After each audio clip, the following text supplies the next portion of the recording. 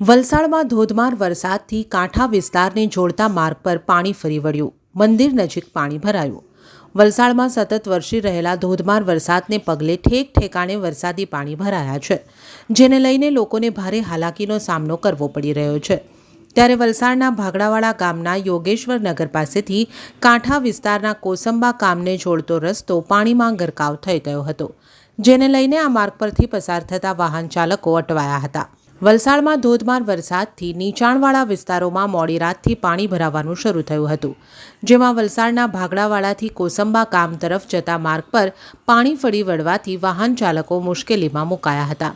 તેમજ આ માર્ગ પર આવેલા મંદિરના પગથિયા સુધી પાણી પહોંચી ગયું હતું. અત્રે ઉલ્લેખનીય છે કે વલસાડના ભાગડાવાડા ગામમાં દર વર્ષે ચોમાસામાં પાણી ભરાવાની સમસ્યા સર્જાય છે.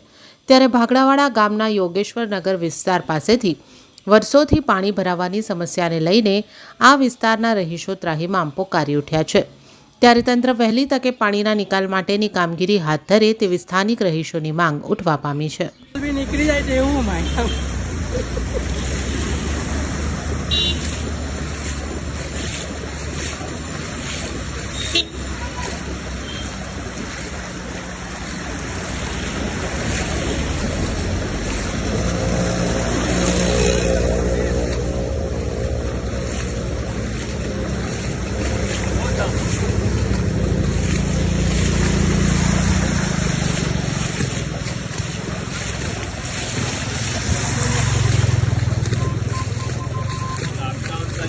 બધા